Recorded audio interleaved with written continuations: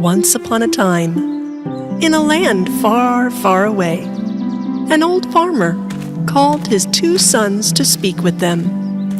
My sons, I am very old now. I want to see you build a happy home with your future wives.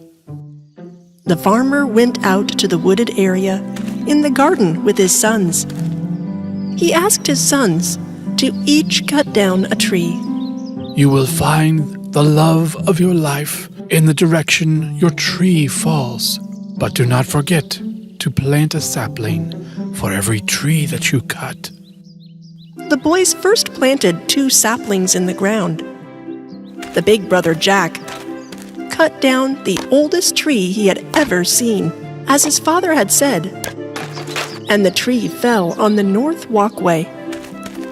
Later, youngest brother Thomas cut down an old tree, but his tree fell in the middle of the forest road. Looks like a deer in the forest is waiting for you to get married. Thomas didn't let his brother's teasing bother him. Both brothers set out with great courage. After a while, Jack reached his true love, whom he found in the north. He gave her flowers and asked her to be his wife.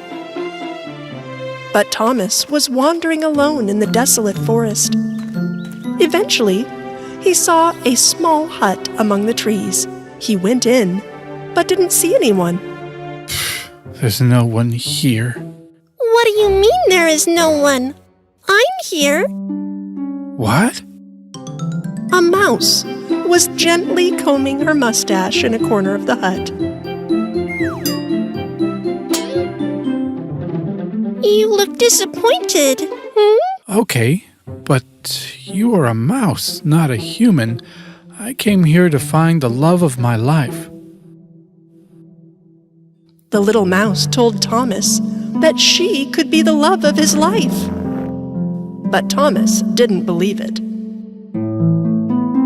Then I'm sorry. You won't find another girl in this forest. I'm the only one here to be your true love.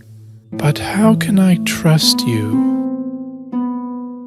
I promise you, right now, with all my heart, I will be your princess. Thomas was impressed by these words and felt that somehow this must be his true love. That evening, the 2 brothers told their farmer father about the people they had met. Tell me, can the people you met cook well? Yes, she can cook. Then I ask each spouse to make me a loaf of bread. Along the way, Thomas went to the hut he had discovered in the woods, wondering if a mouse could make bread.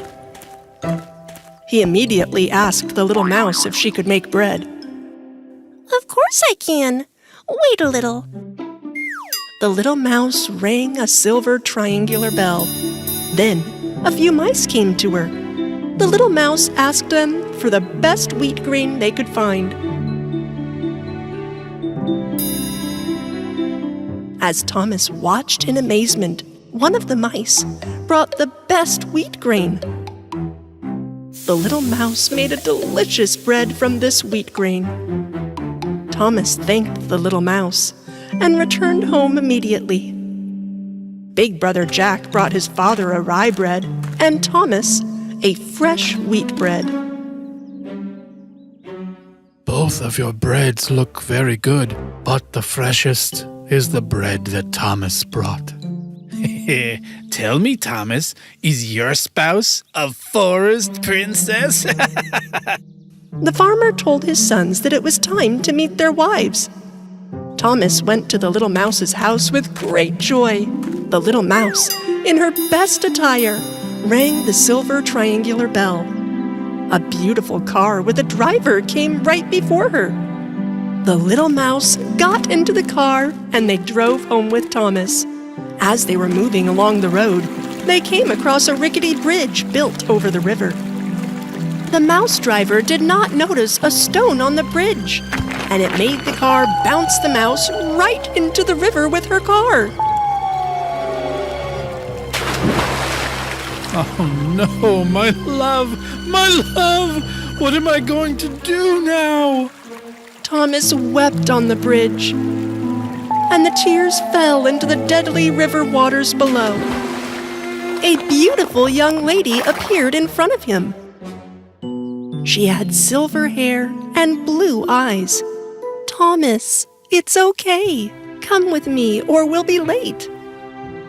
What? How? You? "Yes, Thomas, it's me, your love. I've been under an evil spell for a long time. If your tears hadn't mixed with the river water, I would have remained a mouse for the rest of my life. Thanks to your love for me, I am a princess again, Thomas."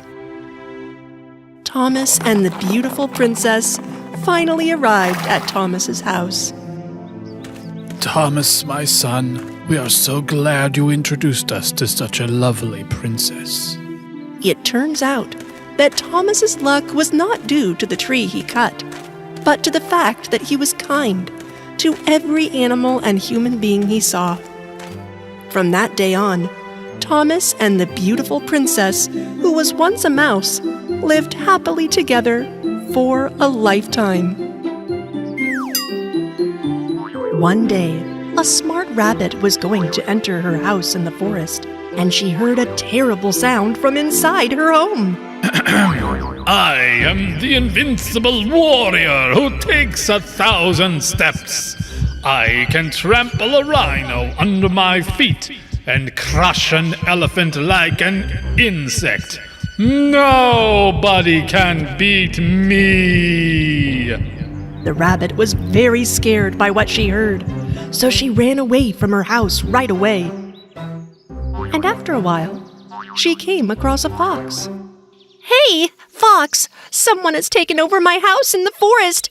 Could you persuade him to leave? Of course, rabbit sister. The rabbit and the fox went to the rabbit's house. The very confident fox shouted into the cave. Hey, you! How dare you break into my friend's house? I am the invincible warrior who takes 1,000 steps. I can trample a rhino under my feet and crush an elephant like an insect. Nobody can beat me. The fox did not expect such a bold proclamation and was so afraid he didn't know what to do. Sorry, rabbit sister. I could never win against someone who tramples an elephant. When the fox ran away, the rabbit got even more scared. She started wandering sadly among the trees and finally came across a rhino. Hey, Rhino! Someone I don't know broke into my house in the forest, and I can't get him out. Can you help me? Of course I will. Come, bring me to your home. The rabbit brought the rhino in front of her house. Hey you! How dare you break into my friend's house? Come out and show yourself. I am the invincible warrior who takes 1,000 steps. I can trample a rhino under my feet and crush an elephant like an insect. Nobody can beat me. But the rhino was scared too and didn't know what to do. Bunny, I just remembered I have a dentist appointment. Very important. I had forgotten. I gotta go now. Bye-bye. When even the big rhino couldn't help the rabbit, the cute rabbit hit the road again, and this time she came across an elephant. Hey, Elephant! I am so desperate, only you can help me. Please get this stranger out of my house. Don't worry, cute little rabbit. I'll help you. Let's go. The rabbit brought the elephant in front of her house. Hey, you! How dare you break into my friend's house? Get out now! I am the invincible warrior who takes 1,000 steps. I can trample a rhino under my feet and crush an elephant like an insect. Nobody can beat me. The elephant was so scared that even her trunk trembled. Dear rabbit, I'm sorry, but I don't want anyone to crush me. The elephant left the rabbit and went back to her house. At that time, a small frog was passing by the rabbit. Hey, Frog, no animal in that forest could help me. Please bring out the stranger who broke into my house. Of course, Rabbit Sister. Show me your house. The rabbit showed the frog her house. Hey, you! If you don't come out of my friend's house now, I'll come drag you out. Don't come close. I am the invincible warrior who takes 1,000 steps. I can trample a rhino under my feet and crush an elephant like an insect. Nobody can beat me. Now listen to me carefully. I'm a frog with sticky feet, and I'll jump right on your head and annoy you for days. Don't you dare. Please, stay away. Well, then get out now. Hearing the brave cry of the frog and the rabbit's unwanted guest inside, the other animals immediately gathered to see who the mighty warrior was. Come on. How long you gonna make me wait? I'll count to 3. 1, 2... Okay. I'm out. I'm here. Everyone looked around, but saw no one. Where are you? No more tricks. Right here. I'm standing at your feet. It's me, Centipede. All the animals started laughing when they saw the centipede. The people of the forest laughed a lot that such a powerful voice came from a tiny centipede. But they always believed that some people in this forest can have very surprising powers. I am the invincible warrior.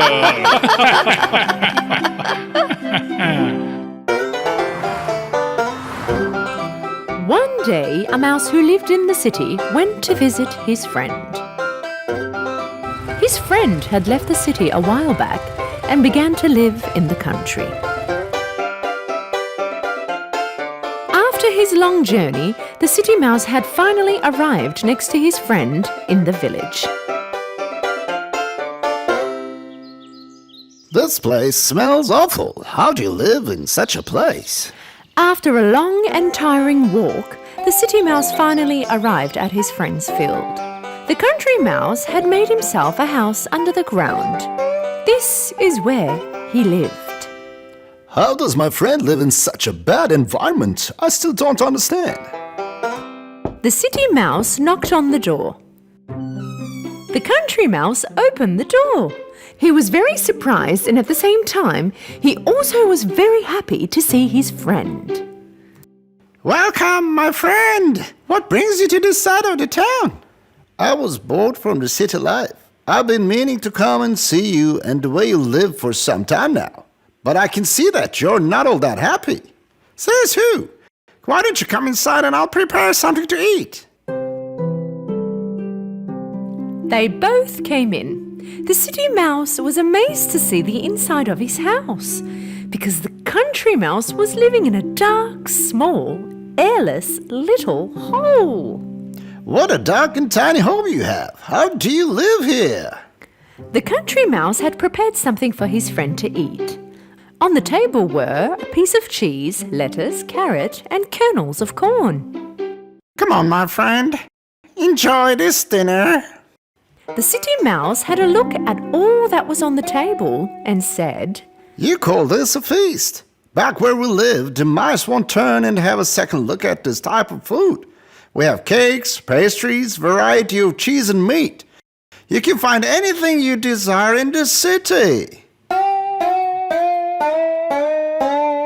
After the city mouse had finished his meal, they began to walk around the country mouse's hometown. The city mouse did not like where the country mouse was living at all. These type of places are not for my liking at all. It's very dirty and boring. You must visit my hometown one day. I should take you around the city. You must see it. I'm sure you won't come back here. The following morning, the two friends said their farewells. Soon after they had parted, the country mouse decided to visit his friend in the city, and so he began his journey. After a long journey, he arrived in the city. The country mouse arrived at his friend's house according to his friend's directions. The city mouse was living in an apartment. The country mouse was shocked when he saw where his friend was living. This huge house is yours? Not exactly. I'm sharing the house with the landlords. I'm very hungry. Show me that amazing feast you were talking about. The city mouse entered the kitchen, opened the fridge door, then took cheese, meat, and a variety of vegetables and fruit. He put them on the table, and as they began to eat, they heard a cat meowing. The city mouse jumped to say, Oh no, the cat of the house heard us talking. We must hide. Follow me. Both mice entered a hole in the wall and got away. Out of breath, the country mouse asked, You live in the same house with a cat? Isn't this dangerous? It sure is, but this is the price I have to pay if I want to live in luxury and wealth.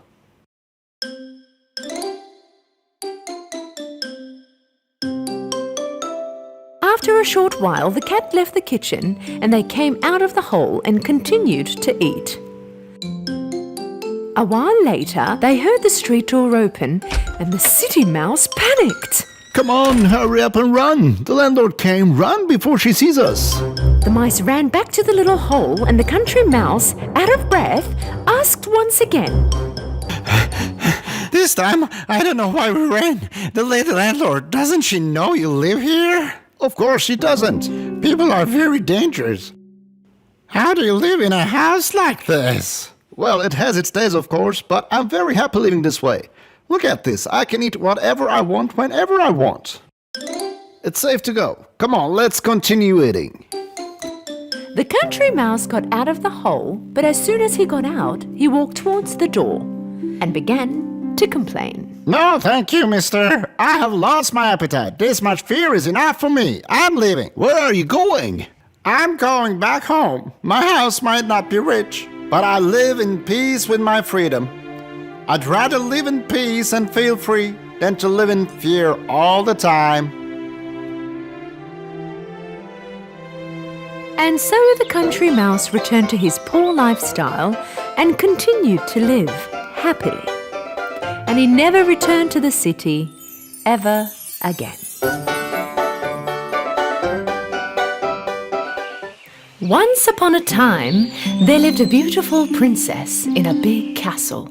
One day, her father the king gave her a golden ball as a birthday present. Happy birthday, my daughter. Thank you, Father. The princess loved this golden ball. She started to spend all her time playing with it in the garden. One day, she went out with her ball and started to play with it, tossing it around. The princess came next to a little pond and kept on playing with the ball. Right at that moment, she could not catch the ball after she tossed it in the air, and the ball started to roll away. My ball!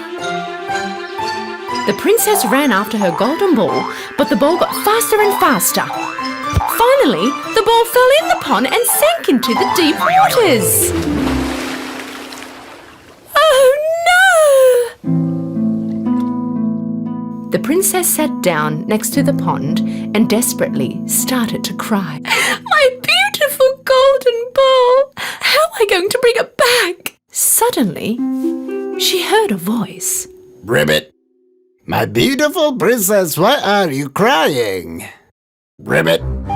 She looked around but could not figure out where the voice was coming from. When she looked closely, she realized that the voice was coming from the frog that was right next to the pond, looking at her.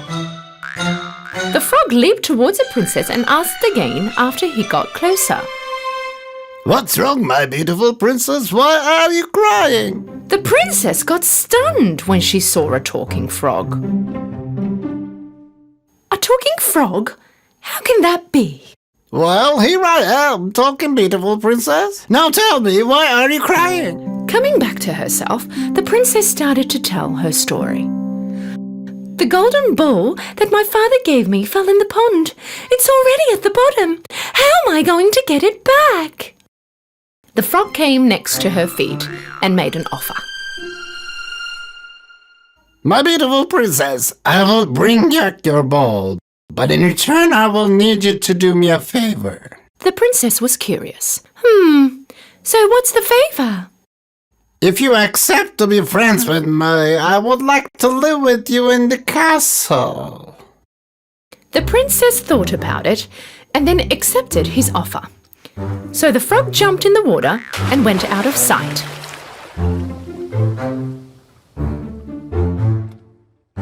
A while later, he appeared with the golden ball and threw it to the princess. Reunited with her ball, the princess happily started to walk back to the castle. Seeing the princess leaving the frog behind, Frog yelled after her.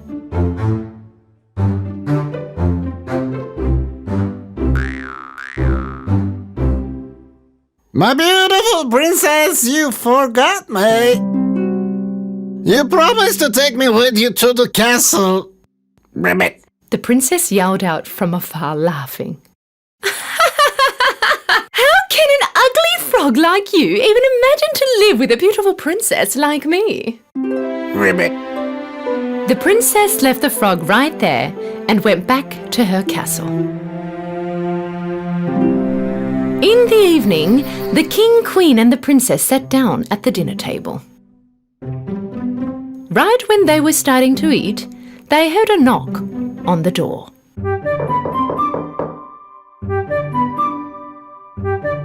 The maid told them that a frog had arrived and told them that he was invited by the princess and asked permission to come in. The king, surprised, asked his daughter. Would you like to tell us what's going on, my daughter? Well, Daddy, the princess told all about what happened that morning at the pond.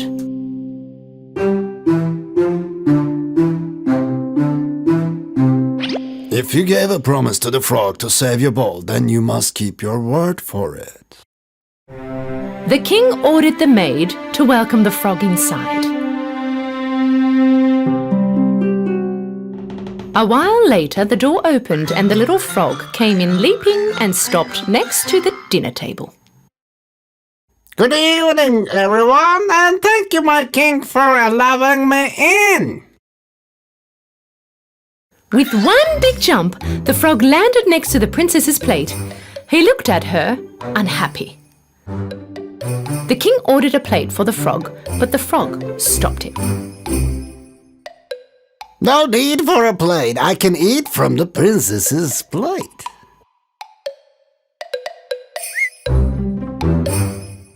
The frog started to eat from her plate. The princess was really upset with him, but she thought that he would leave after the dinner anyway, and didn't say anything. But the frog had no intentions to leave after the dinner. When she left the table, he followed the princess to her room. Time passed and the frog got sleepy. My princess, I'm really sleepy. I'd like to sleep in your bed if you don't mind. Afraid to upset her father, the princess had to say yes to that too.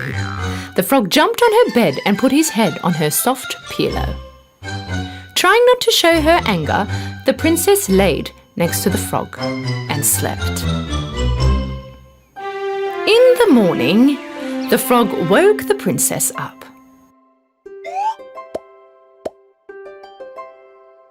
Good morning, my beautiful princess. I have one more wish from you. If you do that, I will leave right away. Hearing that the ugly frog would leave soon, without making it obvious, the princess was extremely happy. All right, shoot. What is it now?